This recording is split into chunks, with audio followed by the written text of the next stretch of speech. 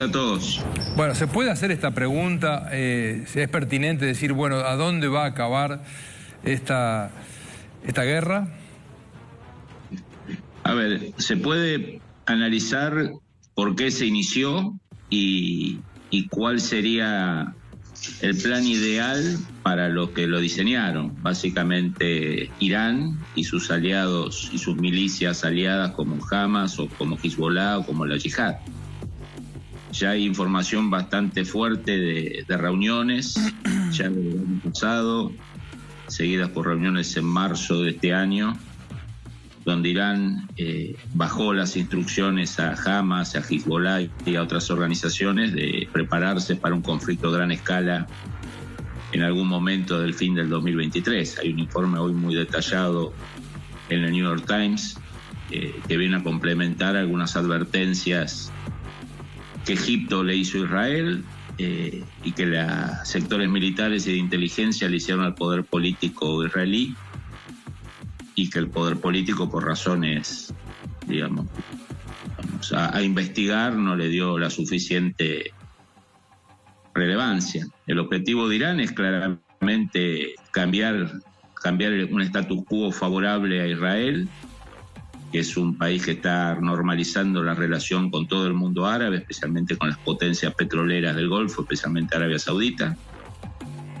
Un Irán que se siente desafiado por una Turquía que le va ganando espacios en zonas en común, en toda la zona del Cáucaso, en el Medio Oriente. Y un aliado clave de Irán que está en serios problemas militares, como es el caso de Rusia. Irán ha decidido patear el tablero con la esperanza de que Estados Unidos, pensando en el precio del petróleo, en las elecciones del año que viene, etcétera, no le permite a Israel una retaliación que le afecte directamente. Ahora, ese patear el tablero de Irán, uno, qué sé yo, de afuera y sin los conocimientos que vos tenés del conflicto, ni los detalles del conflicto, tiende a pensar que es como pegarse un tiro en el pie, digamos. O sea, es como que despertar un gigante dormido, llamémosle genéricamente hablando, ¿no? Bueno, la situación es así. Geopolíticamente Irán está interpretando que se le están tornando adversas. Y parte de la idea de que Occidente, Estados Unidos, ya con la guerra de Ucrania y Rusia, tensiones cada vez más graves con China, lo que menos quiere es un conflicto que derive en una crisis petrolera o de energía, como podría ser una escalada sobre Irán y los países del Golfo, porque Irán inmediatamente provocaría algún incidente en el estrecho de Hormuz, afectaría el flujo de petróleo, y volveríamos al Yom Kippur del 73, ¿no? Cuando se quintuplicó el precio del petróleo. Todo indica que Estados Unidos va a hacer un gran esfuerzo diplomático, político, para que Israel limite su retaliación a Gaza, y con algunas excepciones en Siria y en el Líbano. Pero las guerras, usualmente, como dice Clausewitz, la planificación de la guerra cambia cuando se dispara el primer tiro. Se planifica mucho, pero después la guerra toma su propia dinámica. Casualmente eso te quería preguntar, digamos, sobre la dinámica de la guerra. ¿Cómo ves vos que va a evolucionar la parte militar del conflicto? Bueno, acá lo que hay es, por primera vez en 50 años, Israel declarando formalmente guerra, el estado de guerra. Las batallas, combates, incidentes, fricciones que tuvo entre el 73 y el año 2023, Israel nunca declaró en guerra. El máximo nivel de movilización de hombres, de reservistas que convocó fue alrededor de 80.000, 75.000. Esta semana ha convocado 300.000 a sus 200.000 conscriptos y 26.000 profesionales. Le ha agregado una movilización inédita. Por lo tanto, esa masiva movilización habla de que en las próximas 20 semanas o días, probablemente antes del 20 de octubre seguramente, va a empezar una operación muy importante dentro de Gaza. Fabián. Y eventualmente, si el norte del Líbano y la zona de Cisjordania se pone caliente por orden de Irán, Israel creo que tiene la predisposición de también ir a fondo en ese frente. Eso abriría una guerra de dos frentes de Fabián, inmensa magnitud. Con todo eso que vos estás describiendo, se nota un poderío militar verdaderamente, digamos, importante, ¿no? Es decir, pero la pregunta es, del otro lado, del lado de Hamás, ¿van a hacer frente a ese poderío o tienen otras tácticas, digamos, para prolongar esta situación de enfrentamiento? Bueno, Hamás ya parte de haber perdido alrededor de 1.000 a 1.500 hombres, ¿no? Todos los que penetraron al territorio israelí en su mayoría ya han sido abatidos, que eran sus mejores hombres, los que habían sido mejor entrenados seguramente en Siria, seguramente en Líbano, por instructores iraníes de la fuerza Quds y Hezbollah. La élite de Hamás murió en territorio israelí, a cambio de un suceso mediático y político de primera magnitud, ¿no? Lo que queda ahora es una organización que se está preparando desde que tomó el poder con un golpe de Estado en Gaza en el 2007, que ha construido una ciudad abajo de la ciudad, llena de túneles, de búnkers. Y Irán, cuando tomó esta decisión de lanzar a Hamás, la decisión es de que sabe que Israel va a exterminar el Hamás como lo conocemos. Sus mandos superiores seguramente tomarán refugio en otros países y se lo buscará reestructurar. Pero la decisión de Irán es que Israel entre a Gaza, la ocupe, y alrededor de esa operación hacer toda la prensa de que le cortan el agua, de que le cortan el gas, que mueren civiles. Y obviamente Hamás no va a permitir que los civiles se vayan de Gaza, porque los necesita de escudos humanos. Israel no le queda otra alternativa que terminar con la presencia de Hamás en Gaza. Ese es el juego que se ha planteado. ¿Cuántos, si es que tienen algún cálculo posible, cuántos israelíes, judíos en general, porque no son solo israelíes, los que están secuestrados en manos de Hamás, cuántos calculan que puede haber? Entre 100 y 150.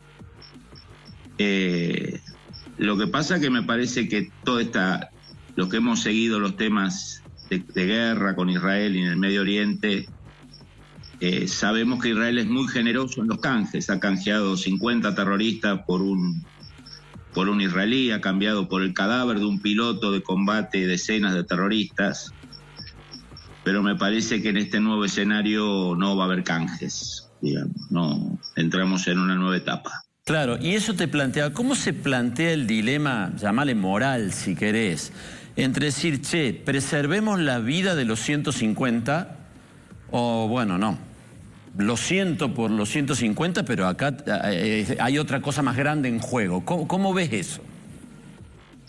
Y va a ser así, digamos, lo que se demostró el otro día es un ataque que como mínimo ya lleva muertos 1.300 israelíes. Creo que va a llegar a ser la cifra más alta con los combates que vienen, va a superar las 2.800 bajas de la guerra de Yom Kippur del 73, o sea, es la guerra más sangrienta de Israel desde su independencia. Y digamos, Hamás y Hezbollah, Irán, saben que la doctrina militar israelí ya hace bastantes años, especialmente después de la guerra o de la campaña militar contra Hezbollah del 2006, la doctrina es la próxima guerra es la última guerra. Por lo tanto, los bandos saben cuál es la planificación israelí, y si Hezbollah provoca del norte, Hezbollah tiene que prepararse para una guerra, no como la del 2006, que tuvo un principio y un fin, y Hezbollah quedó golpeada pero en pie, sino que la doctrina israelí es no más microguerras. Y lo otro, para terminar, la verdad que es interesantísimo lo de escucharte, es referente a la política. Vos mencionaste que quién sabe por qué razón el gobierno de Netanyahu decidió desoír los informes de inteligencia que le llegaban de que esto podía llegar a pasar, o desoír o no darle la importancia suficiente y demás. En este momento, ¿ese es un tema de segundo plano en Israel o ya está en primer plano? No, Netanyahu la carrera política de él ha concluido. No se lo destituye por una cuestión de que el país esté en guerra, pero seguramente este gobierno de unidad nacional y el aparato permanente de poder, o sea, los servicios de inteligencia y las Fuerzas Armadas, de hecho van a estar a cargo de la situación. No creo que Netanyahu tenga la voz final en este juego. Yo creo que el poder militar y el poder de inteligencia y un grupo grande de militares de centro derecha y de centro izquierda que están volcados a la vida política también han intervenido el gobierno. Y por una cuestión de forma, ningún país hace un cambio abrupto de gabinete en mitad de una guerra, pero la guerra del 73 le costó la cabeza a un prócer de Israel como Golda Meir, por no haberlo anticipado, por no haber prevenido la sorpresa, y mucho más en el caso de Netanyahu, ¿no? Un hombre polémico que dividió con sus problemas judiciales y políticos Israel, que tensionó la política israelí, estilo casi a la Argentina, con el tema de políticos que usan el poder para protegerse de problemas judiciales.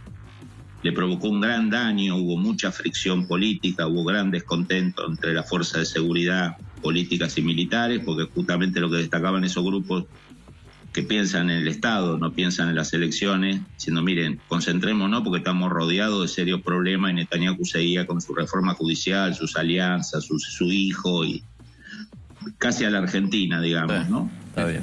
Bueno, no creo que haya habido una decisión del poder de Netanyahu de esconder esto para provocar un ataque y sacar beneficios, no, pero pasa como tantas veces que el poder político se siente más seguro, o los países se sienten más seguros de lo que son. Fabián, un gusto hablar con vos. Te mandamos un abrazo grande. Muy interesante.